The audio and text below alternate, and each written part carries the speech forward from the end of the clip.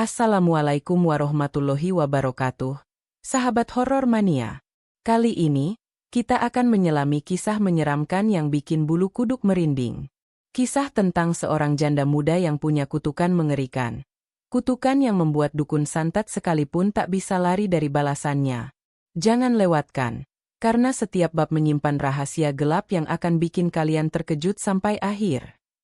Sebelum kita mulai, saya mohon keikhlasannya untuk tekan tombol subscribe dan aktifkan loncengnya supaya kalian gak ketinggalan kisah horor terbaru dari channel ini. Bagi yang sudah subscribe saya doakan sehat selalu, lancar rezekinya berkah barakah dunia akhirat amin. Bismillah, mari kita mulai. Malam itu, hujan turun dengan derasnya di kampung Cibitung. Suara gemericik air hujan yang memukul genteng rumah-rumah sederhana terdengar seperti ritme yang menenangkan sekaligus menakutkan. Petir sesekali menyambar langit, menerangi kabut tipis yang menutupi jalan-jalan kampung. Lampu-lampu rumah tampak redup, dan angin dingin membuat daun-daun bergesekan dengan suara nyaring yang menambah kesan menyeramkan. Di teras rumahnya, Rina, seorang janda muda berusia 27 tahun, duduk sendiri sambil menatap hujan yang deras membasahi halaman rumahnya. Matanya kosong menatap ke arah gelap, tapi pikirannya penuh dengan kecemasan yang tak bisa ia ungkapkan. Sejak kematian suaminya setahun lalu, malam-malam seperti ini selalu membuatnya gelisah. Rasa kesepian menyelimuti hatinya, dan setiap suara kecil di malam hari terdengar berlebihan. Bahkan suara hujan pun membuatnya merinding. Rina menggigil, meskipun sudah mengenakan jaket tebal. Ia menatap ke arah jendela kamar, seolah berharap menemukan bayangan suaminya yang entah mengapa selalu muncul dalam mimpinya beberapa minggu terakhir. Namun, yang terlihat hanyalah kegelapan yang pekat. Dalam hati, Rina bergumam, hujan malam ini terlalu menakutkan. Sepertinya malam ini ada yang tidak biasa. Tiba-tiba, terdengar ketukan di pintu. Seketika, jantung Rina berdegup kencang. Ia menelan ludah dan berdiri perlahan, kakinya terasa berat saat melangkah ke arah pintu. Ketukan itu terdengar lagi, lebih keras, membuat suara hujan yang deras pun terdengar seperti bergema di telinganya. Dengan tangan gemetar, Rina membuka pintu. Di depannya berdiri seorang pria tua dengan jubah hitam yang basah kuyup karena hujan. Wajahnya samar tertutup bayangan, tapi matanya yang tajam menyala di balik kabut hujan. Aura misterius dan menakutkan menyelimuti pria itu, membuat Rina otomatis melangkah mundur beberapa langkah. Rina, terkejut, suaranya bergetar. Siapa Anda? Apa yang Anda inginkan? Pria tua itu tersenyum tipis, tapi senyum itu bukanlah senyum yang ramah. Ada sesuatu yang dingin dan menakutkan di dalamnya. Pria tua, Rina, aku tahu kau sedang menunggu seseorang, atau mungkin, kau sedang mencari jawaban yang tak pernah kau temukan. Rina menelan ludah. Ia merasa seolah-olah pria tua itu bisa membaca seluruh isi hatinya, mengetahui semua rasa takut dan kesepian yang selama ini ia sembunyikan. Rina, tahu siapa aku? Bagaimana bisa? Pria tua itu melangkah sedikit maju, tapi langkahnya seolah menembus air hujan tanpa membasahi kakinya. Aura dingin yang menyelimuti tubuhnya membuat Rina menggigil sampai ke tulang. Pria tua, kutukanmu. Rina, kutukan yang terlahir dari luka dan pengkhianatan. Kau tidak tahu kekuatan yang ada di dalam dirimu. Bahkan dukun santet yang paling kuat pun tak akan mampu menghadapimu. Rina menunduk, mencoba memahami kata-kata pria tua itu. Air hujan menetes di wajahnya, tapi rasa dingin yang ia rasakan lebih dari sekadar hujan. Hatinya berdebar kencang, antara takut dan penasaran. Rina, gemetar, hampir menangis. Aku tidak mengerti. Apa maksudmu dengan kutukan? Aku hanya ingin hidup normal, ingin melupakan semua kesedihan ini. Pria tua itu menatapnya dengan mata yang seperti menembus jiwa. Suara hujannya seakan berhenti sejenak, memberi ruang bagi kata-kata pria itu untuk menancap di pikiran Rina. Pria tua, kadang, hidup normal tak bisa dimiliki oleh mereka yang menjadi pusat dendam tak terlihat. Kau adalah pewaris kutukan yang telah mengintai keluargamu selama beberapa generasi. Dan malam ini, Malam ini kutukan itu mulai bangkit. Rina mundur beberapa langkah, hampir tersandung di teras yang licin karena hujan. Ia merasakan jantungnya berdetak kencang, seolah ingin melompat keluar dari dadanya. Suasana di sekitarnya berubah, angin dingin bertiup lebih kencang, membawa aroma tanah basah dan sesuatu yang tak bisa dijelaskan. Rina berbisik pada diri sendiri, apa yang terjadi padaku? Kenapa aku merasa ini baru permulaan? Pria tua itu menunduk, menatap langsung ke matanya, dan berkata dengan suara yang berat. Pria tua, hati-hati, Rina. Siapapun yang mencoba menyakitimu, mereka akan merasakan balasannya. Bahkan mereka yang mengira mereka paling sakti, paling kuat, takkan bisa melarikan diri. Rina terpaku. Ia tak tahu harus berkata apa. Perasaan takut bercampur bingung, namun juga sedikit penasaran. Siapa pria tua ini? Dari mana ia tahu tentang dirinya? Dan, apa maksud semua kutukan ini? Tiba-tiba, pria tua itu berbalik. Langkahnya seakan menyatu dengan hujan, lalu menghilang begitu saja di kegelapan malam, meninggalkan Rina yang terpaku, sendirian, dan basah kuyup. Suasana di kampung Cibitung kembali hening, hanya suara hujan yang deras terdengar, tapi kini berbeda. Ada rasa takut yang menempel di udara, seolah malam itu membawa pesan gelap untuk Rina. Rina menutup pintu perlahan, tangannya masih gemetar. Ia berjalan kembali ke teras, menatap hujan yang kini tampak lebih dingin dan menakutkan dari sebelumnya. Ia merasa, hidupnya tidak akan pernah sama lagi setelah malam itu. Kutukan yang disebutkan pria tua itu, mungkin benar-benar ada. Dan mungkin, malam itu hanyalah permulaan dari sebuah perjalanan gelap yang akan menguji semua kekuatannya, bukan hanya fisik, tapi juga hati dan jiwanya. Rina duduk di teras, menatap hujan, sambil merasakan ketakutan dan keputusasaan yang bercampur aduk. Malam itu, ia menangis sendirian. Tapi di balik tangisannya, ada tekad yang perlahan muncul. Ia tahu, ia harus siap menghadapi apapun yang akan datang. Bahkan jika itu berarti menghadapi dukun santet sekalipun, mereka tidak akan bisa lari dari kutukannya. Hujan semakin deras, petir menyambar, dan Rina tahu, hidupnya kini tak lagi sama. Malam yang dingin itu bukan hanya membawa hujan, tapi juga membawa awal dari teror yang akan menghantuinya, sebuah kutukan yang bahkan dukun santet pun tak akan bisa hindari. Malam berikutnya, hujan telah berhenti, namun kegelapan malam masih menyelimuti kampung Cibitung. Angin dingin berhembus melalui celah-celah jendela rumah Rina, membuat tirai bergoyang perlahan. Lampu-lampu rumah redup, dan sunyi malam hanya dipecahkan oleh suara jangkrik serta desir angin yang menembus daun-daun pohon di halaman. Rina duduk di ruang tamunya, masih mengenang pertemuan malam sebelumnya dengan pria tua berjubah hitam itu. Ia merasa jantungnya berdetak lebih cepat saat mengingat kata-kata pria itu. Siapapun yang mencoba menyakitimu, tak akan bisa lari dari kutukanmu.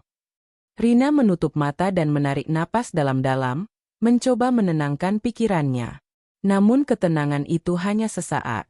Tiba-tiba, dari dapur terdengar suara aneh, seperti benda terjatuh. Rina menahan napas, tangannya gemetar saat ia berdiri perlahan. Setiap langkah terasa berat, seolah lantai rumah menolak untuk dilewati. Rina berbisik pada diri sendiri. Ada siapa di sana? Ini pasti bayangan atau sesuatu yang lain. Dengan tangan gemetar, Rina menyalakan lampu di dapur. Cahaya lampu yang temaram menembus kegelapan, memperlihatkan setiap sudut ruangan. Namun, yang ia lihat hanyalah dapur kosong. Tidak ada siapapun. Rina mengerjapkan mata beberapa kali, memastikan apa yang dilihatnya adalah nyata. Tiba-tiba, bayangan hitam bergerak cepat di sudut mata Rina. Ia berbalik, tapi bayangan itu sudah lenyap. Suara langkah kaki terdengar samar, seakan seseorang berjalan di lantai kayu rumahnya, tapi ketika ia menoleh, tidak ada siapapun.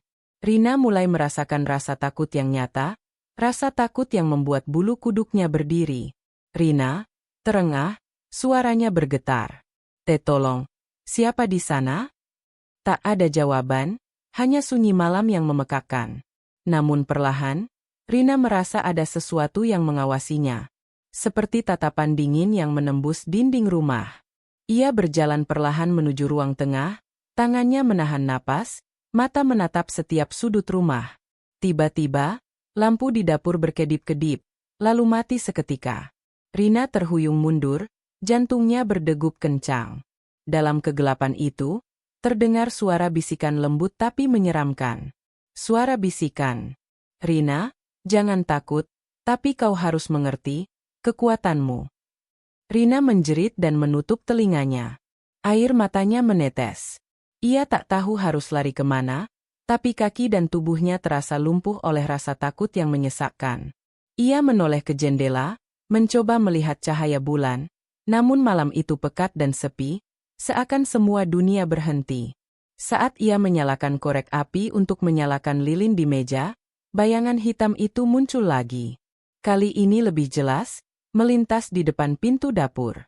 Bentuknya seperti sosok manusia, tapi kabur, seperti asap hitam yang hidup. Sosok itu bergerak dengan cepat, hampir seperti menari di antara cahaya lilin. Rina, gemetar, berbisik. Apa ini? Kenapa aku merasakan ini? Rina mencoba memanggil tetangganya, tapi suaranya serak dan hampir tak terdengar. Tiba-tiba, benda-benda di dapur, sendok, panci, gelas, terlempar sendiri, seperti ada tangan tak terlihat yang menggerakkannya. Rina menjerit, berlari menjauh dari dapur ke ruang tamu. Di ruang tamu, ia menyalakan ponsel untuk menerangi rumah, tapi cahaya ponsel hanya memperlihatkan kegelapan pekat. Di sudut ruangan, bayangan hitam itu muncul lagi, kali ini lebih dekat. Sosok itu menatap Rina dengan tatapan kosong, seakan menembus jiwanya. Rina merasa seluruh tubuhnya gemetar, tidak mampu menggerakkan tangan maupun kakinya. Rina menangis, suaranya tercekik.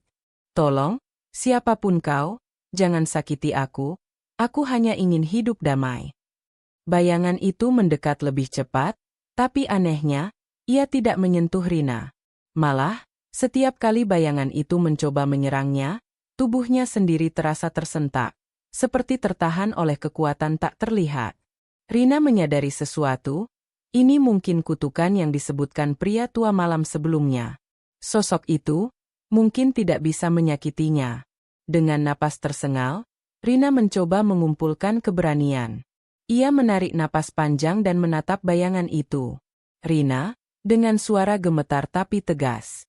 Aku tidak takut padamu, aku punya sesuatu yang bahkan kau tak mengerti.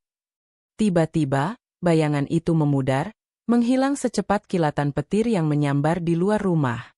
Lampu dapur kembali menyala sendiri, dan semua benda yang terlempar kini kembali pada tempatnya. Rina duduk terhuyung, menunduk di lantai, air matanya bercampur dengan ketakutan dan lega. Namun hatinya masih berdegup kencang, karena ia tahu malam itu baru permulaan. Rina menyadari bahwa kutukannya bukan sekadar cerita kosong.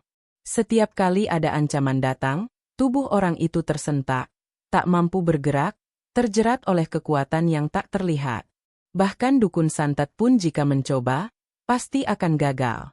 Ia menatap jendela, melihat gelap malam dan hujan yang mulai reda.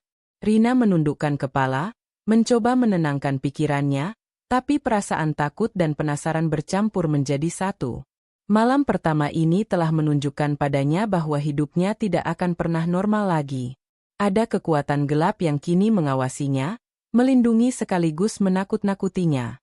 Rina berbisik sendiri. Aku harus mengerti kekuatan ini, dan mungkin aku harus belajar mengendalikannya sebelum semuanya menjadi lebih buruk. Ia menyalakan lilin, menatap api yang menari-nari di ruangan, mencoba menenangkan diri. Namun, hati kecilnya berkata bahwa malam berikutnya bisa jauh lebih mengerikan. Sosok bayangan hitam itu mungkin hanyalah awal dari teror yang lebih besar. Dan Rina tahu, ia harus siap menghadapi apapun, bahkan jika itu berarti menghadapi dukun santet sekalipun, yang takkan bisa lari dari kutukannya. Hari itu langit masih mendung, meskipun hujan malam sebelumnya sudah reda. Rina memutuskan untuk pergi ke makam orang tuanya, berharap menemukan jawaban atas semua kejadian aneh yang mulai menghantuinya. Jalan setapak menuju pemakaman dipenuhi daun basah, aroma tanah yang baru diguyur hujan menyengat hidungnya. Suara gemerisik daun kering dan hembusan angin menambah kesan sepi dan menakutkan. Rina berjalan perlahan, membawa payung hitam yang basah kuyup, matanya tak lepas menatap pusara yang berjajar rapi. Hatinya dipenuhi rasa gelisah. Ia tak tahu apakah jawabannya akan menenangkan atau malah menambah ketakutannya. Setiap langkah seakan membawa berat di dadanya. Di tengah pemakaman, Rina melihat sosok tua mengenakan pakaian tradisional Jawa, duduk bersandar di atas batu nisan tua. Wajahnya teduh, tapi matanya tajam menatap Rina ketika ia mendekat.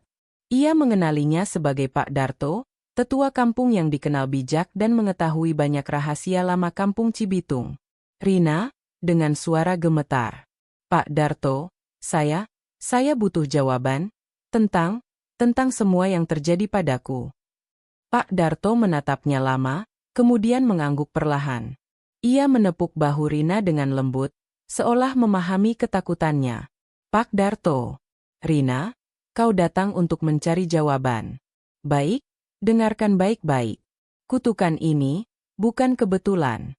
Kau adalah pewaris darah yang membawa rahasia lama keluarga ini. Semua yang terjadi padamu sudah tertulis sejak nenek moyangmu. Rina duduk di atas batu nisan, menundukkan kepala, mencoba menenangkan napasnya. Hatinya dipenuhi kebingungan dan ketakutan. Rina menangis. Tapi, aku tidak pernah melakukan apapun untuk layak menerima kutukan ini. Aku hanya ingin hidup normal, Pak. Pak Darto menghela napas panjang, menatap pusara di sekeliling mereka. Suasana hening seolah menunggu kata-katanya. Pak Darto, kadang hidup normal tidak bisa dimiliki oleh mereka yang menjadi pusat dendam tak terlihat. Nenekmu, ia dikutuk karena pengkhianatan yang dilakukan orang-orang di sekitarnya. Sebelum ia meninggal, kutukan itu dipindahkan ke anaknya, dan kini, padamu. Rina menelan ludah, rasa takut bercampur marah dan sedih. Ia merasa dunia ini tak adil. Ia ingin memukul dada sendiri, menanyakan mengapa nasibnya harus seperti ini. Namun ia tak berani, karena rasa dingin yang menelusup ke tulang-tulangnya membuatnya kaku. Rina, jadi, semua ini karena nenekku? Karena orang lain? Kenapa aku harus menanggungnya? Pak Darto menunduk, suaranya lembut tapi penuh tegas. Pak Darto, karena kutukan itu tidak hanya menghukum, tapi juga melindungi. Ia hadir untuk membalaskan dendam yang tak terselesaikan, untuk menegakkan keadilan yang orang lain tolak. Bahkan mereka yang paling sakti pun, tidak akan bisa menyakitimu, karena kutukan ini melindungimu. Rina merasakan adrenalin yang bercampur dengan ketakutan. Ia menatap tangan sendiri, seolah ingin merasakan kekuatan yang disebut Pak Darto. Namun yang ia rasakan hanyalah getaran dingin yang menembus kulitnya, seperti energi tak terlihat yang menunggu untuk bangkit. Rina gemetar. Tapi, aku tidak ingin membalas dendam, aku hanya ingin hidup damai. Pak Darto tersenyum pahit. Pak Darto, kadang hidup damai tidak datang dari kehendak sendiri. Kutukan ini ada untuk membimbingmu, Rina.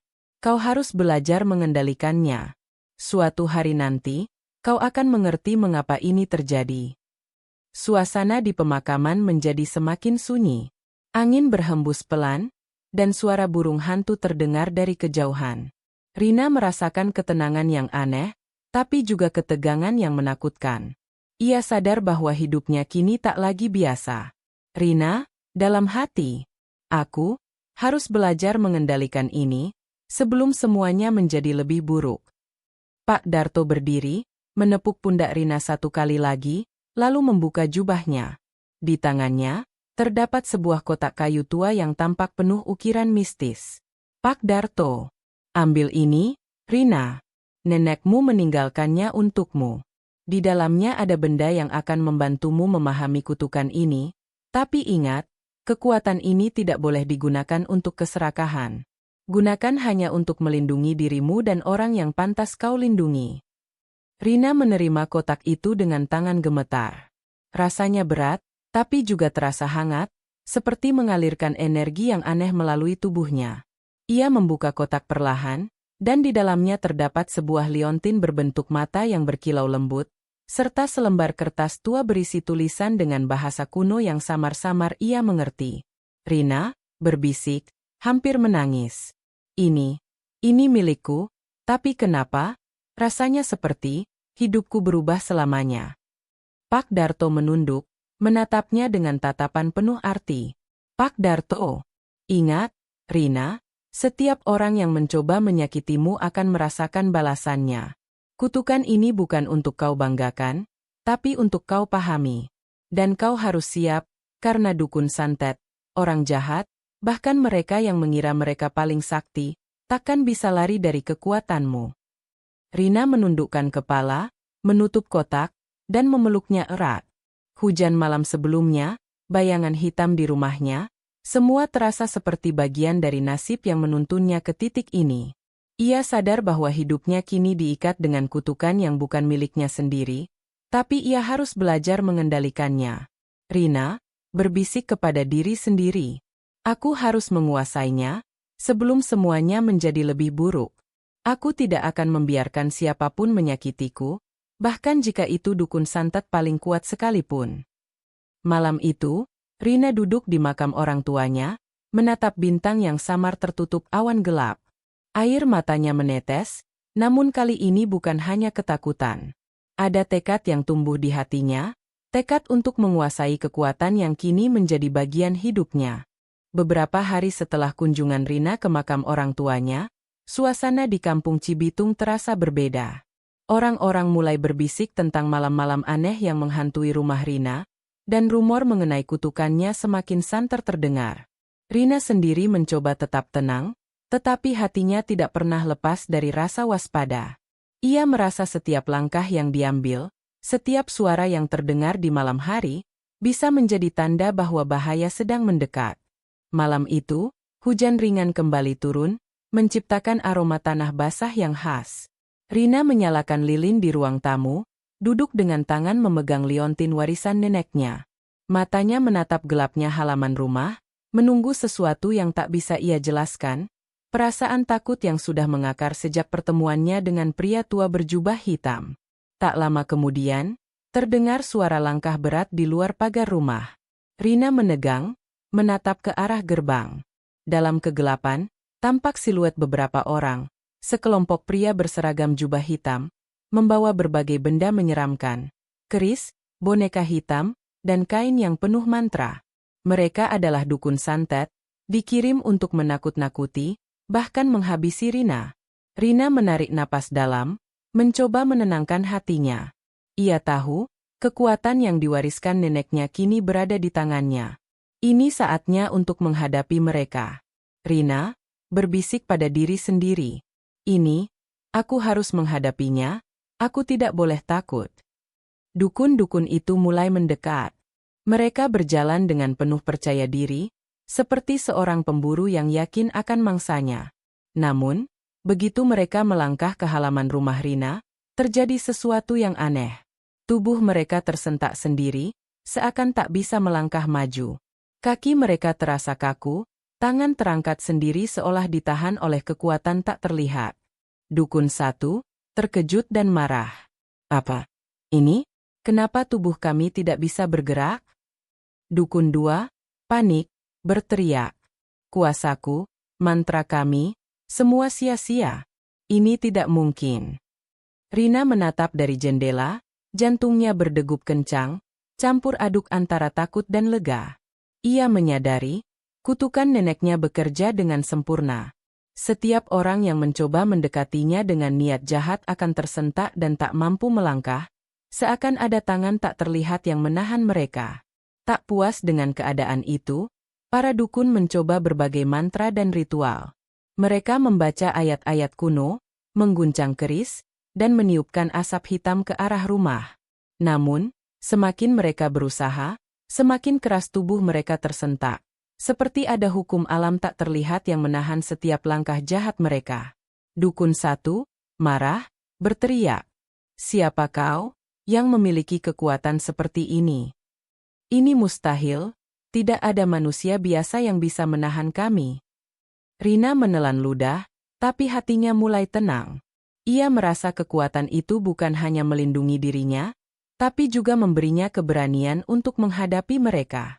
Ia melangkah perlahan ke teras rumah, menatap mata para dukun santet. Rina, dengan suara tegas, meski gemetar. Aku Rina, dan kekuatan ini milikku. Kalian tidak akan bisa menyakitiku. Bahkan kalian yang paling sakti sekalipun, takkan bisa lari dari kutukanku. Sejenak, angin bertiup kencang, menghempaskan daun-daun basah ke halaman. Cahaya lilin menari-nari, menciptakan bayangan yang bergerak liar di dinding rumah. Para dukun santet menjerit, tubuh mereka tersentak lebih keras, beberapa terjatuh tersungkur di halaman. Dukun 2 menjerit, panik. Ini tidak mungkin. Tubuh kami tidak bisa bergerak. Apa ini, kutukan setan? Rina menundukkan kepala, menutup mata, dan menarik napas panjang. Ia merasakan energi hangat mengalir dari liontin yang digenggamnya. Aura yang menenangkan sekaligus menakutkan itu membuatnya yakin bahwa ia kini berada di jalur yang benar, mengendalikan kekuatannya, bukan untuk keserakahan, tapi untuk melindungi diri dan orang-orang yang pantas ia lindungi. Rina berbisik dalam hati. Aku harus menguasainya, ini milikku, kekuatanku, kutukanku. Beberapa dukun yang tersisa mencoba melarikan diri, tapi setiap kali melangkah keluar dari halaman, tubuh mereka tersentak lebih keras, membuat mereka terjatuh satu persatu. Jeritan dan tangisan terdengar, tetapi mereka tak mampu bergerak. Rina berdiri di teras, menatap dengan mata yang kini bercampur antara ketakutan dan tekad. Malam itu, Rina menyadari bahwa kutukan neneknya bukan hanya legenda. Ia nyata, dan siap melindungi siapapun yang menjadi sasaran niat jahat. Namun, rasa sedih juga muncul dalam hatinya. Ia tidak ingin kekuatan ini, tapi kini kekuatan itu menjadi bagian hidupnya, tak bisa dihindari. Angin malam membawa aroma tanah basah, daun yang bergesekan, dan rasa dingin yang menembus tubuh. Rina menutup jendela, menyalakan lilin lagi, dan duduk di sofa dengan tubuh gemetar. Tubuh para dukun santet masih terbaring di halaman, tak mampu bangkit. Sementara Rina merasa lega sekaligus sedih. Ia menang, tapi kesepian kini semakin terasa. Rina, dalam hati, menatap lilin. Ini baru permulaan, malam-malam berikutnya pasti lebih berat, tapi aku harus siap. Aku tidak akan membiarkan siapapun menyakitiku, tidak peduli siapa mereka. Malam itu, suara hujan yang ringan, angin yang berhembus, dan jeritan dukun santet yang tak mampu bergerak menjadi saksi. Rina sadar, kekuatannya kini bukan sekadar pelindung. Ia adalah senjata yang tak terlihat, kutukan yang membuat siapapun yang berniat jahat tak bisa lari. Dan malam itu menjadi titik balik. Rina tak lagi seorang janda muda biasa. Ia kini pemilik kutukan yang menakutkan. Ia menatap halaman rumah, melihat tubuh dukun-dukun santet yang terjerat, dan merasakan dinginnya malam. Air matanya menetes, bukan karena takut, tapi karena beratnya tanggung jawab yang kini ada di pundaknya. Ia harus belajar mengendalikan kutukan ini, sebelum kekuatan itu keluar kendali dan melukai orang yang tidak bersalah. Beberapa hari setelah serangan dukun santet yang gagal, Rina mencoba kembali menenangkan hidupnya. Rumahnya tetap terasa sunyi, tetapi aura ketegangan tak pernah sepenuhnya hilang. Setiap kali malam tiba, matanya selalu mencari bayangan, setiap langkah terdengar seperti gema yang menakutkan. Ia mulai menyadari bahwa ancaman tidak selalu datang dari luar. Kadang, bahaya bisa muncul dari tempat yang paling tak terduga. Awalnya, tetangganya, Pak Harjo, seorang pria paruh baya yang selalu tersenyum ramah dan menolong Rina ketika hujan deras, terlihat seperti sahabat sejati. Ia membantu membersihkan halaman, mengantarkan makanan, dan menanyakan kabar Rina setiap pagi. Namun, malam itu, Rina mulai merasakan sesuatu yang aneh. Saat duduk di ruang tamu memegang liontin warisan neneknya, ia merasakan ada tatapan yang mengintai dari sudut rumah. Cahaya lampu temaram menyorot ke seluruh ruangan, tapi tidak ada siapapun di sana. Hanya angin yang berhembus pelan. Rina berbisik pada diri sendiri. Ada yang tidak beres, sepertinya, seseorang mengawasi aku. Tapi siapa? Suara langkah ringan terdengar di lantai atas, padahal Rina tahu ia sendirian di rumah. Perlahan, ia menapaki tangga, tangan gemetar memegang pegangan. Setiap langkahnya bergema, tapi seolah langkah lain menjawab dari atas, membimbingnya untuk melihat ke arah yang salah. Saat ia membuka pintu kamar, ia melihat bayangan Pak Harjo berdiri di balik tirai. Wajahnya samar namun matanya menyala dengan ekspresi dingin yang tak pernah ia lihat sebelumnya. Rina, terkejut, mundur beberapa langkah. "Pak Harjo, apa yang kau lakukan di sini?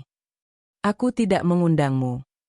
Pak Harjo tersenyum tipis, tapi kali ini bukan senyum yang hangat. Ada sesuatu yang menakutkan, dingin, dan penuh perhitungan.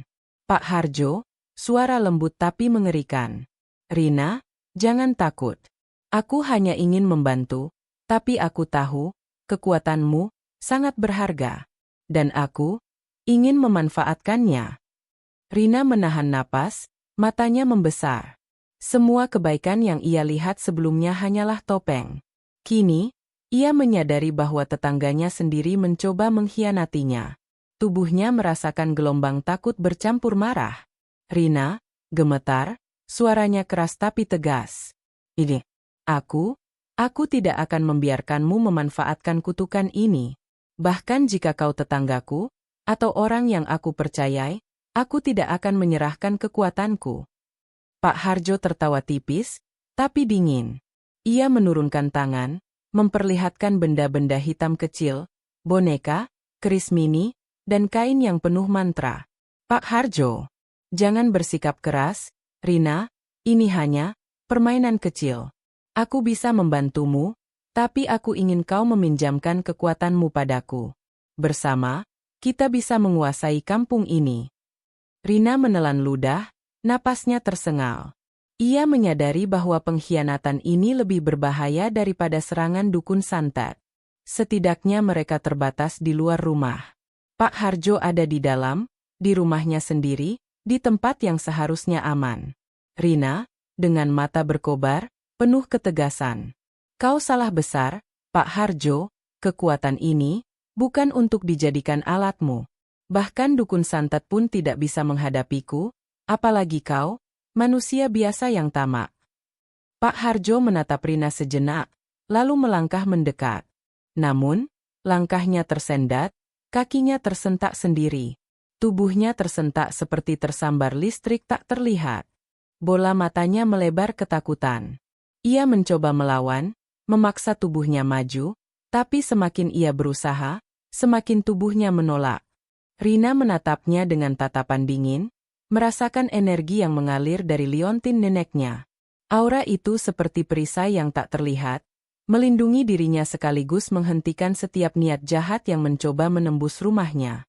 Rina, dengan suara lebih tenang, tapi penuh kekuatan. "Lihatlah, kekuatan ini bukan untuk siapapun selainku. Jika kau mencoba menyakitiku, tubuhmu akan menolak.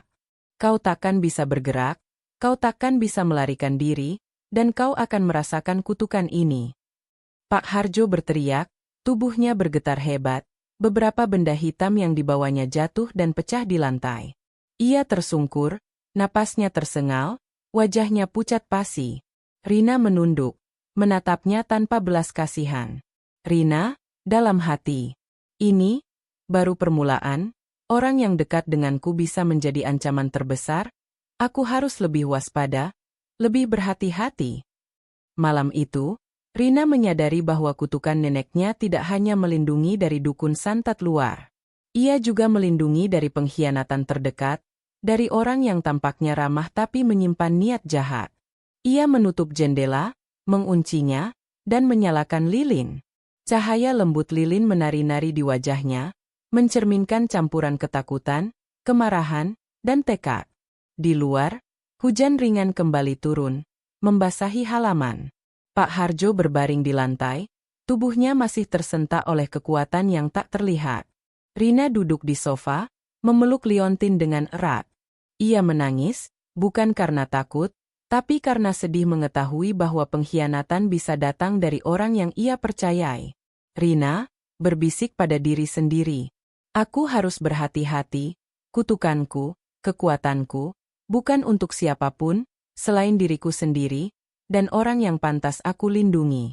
Malam ini aku belajar, ancaman terbesar datang dari dekat, dari orang yang seharusnya bersamaku. Malam itu, suara hujan dan angin menjadi saksi bisu dari pengkhianatan terdekat. Rina tahu, hidupnya kini semakin rumit. Setiap orang di sekitarnya bisa menjadi ancaman jika niatnya salah. Ia menutup mata, menarik napas panjang, dan bertekad. Kekuatannya tidak akan pernah jatuh ke tangan yang salah. Malam itu, rumah Rina diterangi lampu-lampu hangat, aroma dupa yang samar tercium di seluruh ruangan. Ia telah menyiapkan semuanya dengan cermat. Hatinya berdegup kencang, bukan karena takut, tetapi karena tekad yang kini membara. Ia tahu malam ini akan menjadi titik balik hidupnya, malam untuk menghadapi semua orang yang pernah menyakitinya, semua orang yang mengira ia lemah dan bisa dimanfaatkan. Dengan senyum yang tenang tapi penuh arti, Rina mengirim undangan reuni ke beberapa tetangganya, termasuk Pak Harjo dan orang-orang yang pernah mencoba menyakitinya atau memanfaatkan kekuatannya. Alasan yang ia berikan tampak sederhana, reuni kecil, mengenang masa lalu dan membangun persaudaraan kembali. Tidak ada yang curiga. Mereka datang dengan santai, tertawa-tawa, membawa makanan dan cerita masa lalu. Begitu mereka memasuki rumah, Rina menatap mereka satu persatu dengan mata yang kini dipenuhi kekuatan dan ketegasan. Ada rasa dingin yang menembus udara, seakan sesuatu yang tak terlihat mulai bangkit. Rina berbisik pada diri sendiri. Ini, saatnya mereka merasakan apa yang mereka lakukan padaku, saatnya kutukan nenekku bekerja sepenuhnya. Para tamu mulai bercakap-cakap, tertawa, bahkan mengejek Rina dengan halus. Pak Harjo duduk di sofa, tersenyum tipis, mencoba menutupi rasa takut yang belum ia sadari. Pak Harjo berusaha tenang, tapi suara bergetar. Rina, aku harap ini hanya reuni biasa, jangan membuat hal-hal aneh. Rina tersenyum tipis, lalu berdiri di tengah ruangan, menyalakan lilin yang telah ia siapkan di meja utama. Lilin-lilin itu membentuk lingkaran di sekitar ruang tamu, cahaya temaram menari-nari, menciptakan bayangan yang bergerak liar di dinding. Aura kutukan mulai terasa, hangat, menenangkan, tapi menakutkan bagi mereka yang memiliki niat jahat. Tanpa aba-aba, tubuh para tamu mulai merasakan sesuatu yang aneh. Kaki mereka tersentak, tangan tak bisa digerakkan, napas mereka tersengal. Mata mereka melebar ketakutan. Mereka mencoba berbicara, mencoba melawan, tapi tidak ada yang mampu bergerak. Semuanya seakan terjerat oleh kekuatan tak terlihat yang lahir dari kutukan nenek Rina. Tamu satu, panik, berteriak. Apa ini? Kenapa aku tidak bisa bergerak? Ini sihir apa? Tamu dua, menjerit, ketakutan. Kekuatannya, tidak mungkin. Kita tidak boleh menyakiti dia, tapi, tubuhku, tersentak sendiri. Rina menatap mereka dari tengah lingkaran lilin, menahan air mata yang menetes. Kali ini bukan ketakutan yang ia rasakan, tapi campuran sedih, marah, dan lega. Ia tahu semua yang terjadi ini bukan sekadar balas dendam. Kutukan itu bekerja sesuai niatnya, melindungi dirinya dan menghentikan niat jahat. Rina, dengan suara tenang tapi tegas. Setiap orang yang pernah menyakitiku, yang pernah mengkhianatiku, kini merasakan akibatnya. Tidak ada yang bisa lolos. Tidak dukun santet, tidak manusia tamak, tidak ada. Pak Harjo menatap Rina dengan mata terbelalak, tubuhnya masih tersentak hebat. Ia mencoba meraih sesuatu, mencoba berbicara, tapi tubuhnya tak mampu bergerak. Pak Harjo berteriak, suara tercekik. Rina, tolong, aku menyesal, aku hanya ingin kekuatanmu, jangan lakukan ini padaku. Rina menundukkan kepala sejenak, menghela napas panjang. Ia tahu niat balas dendam ini bukan tentang kesenangan pribadi.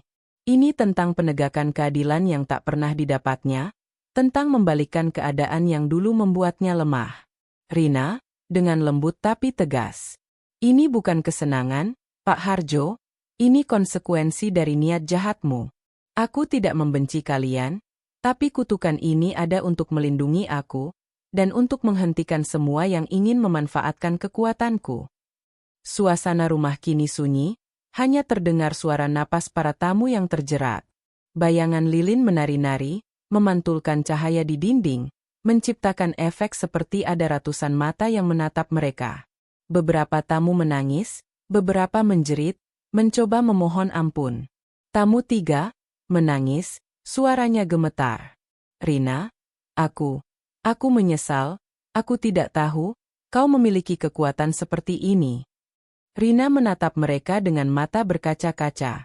Hatinya berat, karena ia tidak ingin orang lain menderita, tapi ia juga sadar bahwa semua orang yang hadir malam ini telah memiliki niat yang salah. Kutukan neneknya bekerja sesuai hukum tak terlihat. Melindungi yang benar, menghukum yang salah. Setelah beberapa saat, aura kekuatan itu mulai mereda. Tubuh para tamu kini bisa bergerak lagi, tapi mereka tetap terdiam, ketakutan, dan terpesona oleh kekuatan Rina. Mereka menyadari bahwa wanita yang tampaknya lemah, kini adalah penguasa kutukan yang tak bisa dilawan. Rina, dengan suara lembut, penuh tekad. Ingatlah malam ini. Jangan pernah mencoba menyakitiku, atau mencoba memanfaatkan kekuatanku. Kutukan ini akan selalu bekerja, dan kalian akan selalu merasakan akibatnya jika niat kalian salah. Malam itu, Rina menyalakan lilin terakhir di meja tengah, menatap teman-teman yang kini terdiam penuh rasa takut dan hormat. Air matanya jatuh, tapi kali ini bukan karena ketakutan. Ia merasakan kelegaan dan kekuatan yang kini menjadi bagian dirinya. Rina berbisik pada diri sendiri. Aku akhirnya memahami, kekuatan ini bukan sekadar balas dendam, ini tentang melindungi diriku, dan memastikan tidak ada yang bisa menyakitiku lagi. Malam ini, aku menang, tapi tanggung jawab ini akan selalu ada bersamaku. Di luar, hujan perlahan turun kembali, membasahi halaman rumah, menyiram cahaya lilin yang menari-nari, menciptakan bayangan panjang yang tampak hidup. Rina menutup jendela, duduk di kursi, memeluk Liontin erat-erat. Malam itu menjadi simbol kemenangan sekaligus awal dari tanggung jawab yang lebih besar. Menguasai kekuatan yang tak terlihat dan memastikan kutukan neneknya tetap menjadi pelindung, bukan alat kekejaman. Hujan turun deras malam itu, membasahi halaman rumah Rina hingga licin dan berkilau di bawah cahaya lampu temaram. Suara gemericik hujan menimpa atap seng rumahnya, menciptakan ritme yang menenangkan sekaligus menggetarkan. Rina duduk di teras, memeluk lututnya, menatap halaman basah dengan tatapan kosong. Malam ini sunyi, berbeda dari malam-malam sebelumnya ketika ketegangan dan ancaman selalu mengisi udara. Kini, yang tersisa hanyalah kesepian yang begitu menyesakkan. Setelah semua orang yang berniat jahat merasakan balasan kutukannya, rumah menjadi tenang. Tak ada lagi langkah kaki yang mencoba menyelinap, tak ada tatapan yang mengintai. Tapi ketenangan itu bukanlah kebahagiaan. Hatinya terasa hampa. Setiap kemenangan yang ia raih, setiap kutukan yang bekerja sesuai kehendaknya, meninggalkan rasa kehilangan akan kehidupan normal, rasa kehilangan akan hubungan manusiawi yang tulus, dan rasa kehilangan akan kebebasan. Rina berbisik pada diri sendiri, suaranya nyaris tenggelam oleh hujan. Apakah inilah harga dari kekuatan ini? Menang. Tapi harus sendiri, selalu sendiri. Tangan Rina menggenggam erat liontin warisan neneknya. Hangat energi yang mengalir dari liontin itu masih terasa, seperti denyut hidup yang menghubungkannya dengan kekuatan neneknya. Tapi hangat itu bukanlah pengganti manusia lain. Ia menatap liontin itu dengan mata berkaca-kaca, mengingat semua malam yang penuh ketegangan, ketakutan, dan kemarahan. Ia teringat malam ketika dukun santet menyerang, malam ketika Pak Harjo mengkhianatinya, malam-malam ketika bayangan hitam di rumahnya menakutinya. Semua itu membuatnya kuat, tapi juga membuatnya terisolasi. Setiap orang yang mencoba mendekatinya kini melihatnya sebagai sosok menakutkan. Bahkan mereka yang awalnya bersikap ramah kini mungkin takut untuk menatapnya. Rina, dengan suara lirih. Aku menang. Tapi, tidak ada yang ingin datang padaku lagi. Semua orang takut pada kekuatanku, pada kutukanku. Hujan yang deras mengiringi kata-kata itu, menetes ke pipinya. Air mata dan hujan menyatu, menambahkan rasa kesepian yang mendalam. Rina merasakan hati yang berat, seperti ditimpa ribuan batu. Ia ingin menangis lebih keras, ingin menjerit agar semua rasa sakit dan kesepian itu keluar, tapi malam dan hujan menjadi saksi sunyi dari penderitaannya. Ia menoleh ke halaman, bayangan rumahnya sendiri tampak menyeramkan di bawah hujan. Lampu-lampu temaram memantulkan refleksi air yang menggenang, menciptakan ilusi seperti ratusan mata yang menatapnya. Ia tersenyum pahit, menyadari bahwa rumahnya kini menjadi benteng, tapi juga penjara. Kekuatannya melindungi, tetapi sekaligus memisahkannya dari dunia luar. Rina, dengan suara lebih keras, bercampur air mata dan kemarahan. Aku ingin, teman, aku ingin, seseorang yang bisa melihatku tanpa takut, tapi tidak ada yang berani, semua lari, semua takut. Ia menundukkan kepala, menggenggam liontin lebih erat. Energi yang mengalir itu terasa kuat, seperti denyut kehidupan yang tak bisa dilepaskan. Tapi Rina sadar, kekuatan itu datang dengan harga yang membuatnya sendirian. Sendirian dengan semua trauma, kesedihan, dan tanggung jawab untuk menjaga kutukan agar tidak keluar kendali. Angin malam meniup daun-daun basah, menimbulkan suara gemerisik yang seolah berbisik kepadanya. Rina menutup mata, membiarkan suara hujan dan angin menjadi teman satu-satunya. Ia membayangkan wajah orang-orang yang dulu bersamanya, tetapi bayangan itu kini hanyalah ilusi. Mereka tak lagi ada. Hanya ia, rumahnya, hujan, dan kutukan yang mengikatnya. Rina berbisik, hampir merintih. Ini hidupku sekarang. Kekuatan, kemenangan, tapi kesepian ini terlalu berat. Ia menoleh ke langit, melihat kilatan petir yang memecah awan gelap. Cahaya itu menerangi halaman sejenak, menampilkan rumahnya yang kosong, bayangan tubuhnya yang kecil di tengah halaman basah. Ia merasa hampa, walaupun kutukan neneknya telah menegakkan keadilan dan menghukum semua yang berniat jahat.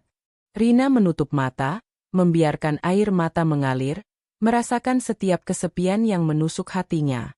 Ia tahu, malam-malam berikutnya akan tetap sepi, meski tidak ada ancaman lagi. Hanya ia dan kekuatannya, dalam kesunyian yang tak ada habisnya. Rina, dengan suara lirih, menatap hujan. Apakah ini harga untuk menang? Kesepian, yang menyakitkan, yang tidak bisa diobati? Aku tidak pernah membayangkan, hidupku akan seperti ini. Malam itu, Rina duduk di teras, memandang hujan yang jatuh deras. Tubuhnya basah, tetapi hatinya terasa lebih dingin. Ia menang, tetapi kemenangan itu pahit. Ia kuat, tetapi kesepian menguasai hatinya. Liontin di lehernya bergetar pelan, seakan menegaskan kekuatan yang kini menjadi bagian tak terpisahkan dari dirinya. Rina berbisik pada diri sendiri, menahan air mata. Aku harus hidup dengan ini, kekuatan, kutukan, dan kesepian. Selamanya. Hujan terus turun, membasahi dunia di sekitarnya. Rumah Rina berdiri kokoh, sunyi, dan mengerikan dalam kesendiriannya. Ia menatap halaman yang basah, bayangan dirinya memanjang di lantai, dan menyadari bahwa kemenangan ini datang dengan harga yang terlalu mahal. Kesepian yang menyakitkan, yang mungkin tidak akan pernah hilang. Itulah kisah mengerikan tentang janda muda dan kutukannya yang menakutkan. Sahabat Horor Mania, sampai sini dulu cerita kita malam ini. Jangan lupa like, komen, dan subscribe supaya kalian gak ketinggalan kisah horor lainnya. Wassalamualaikum warahmatullahi wabarakatuh.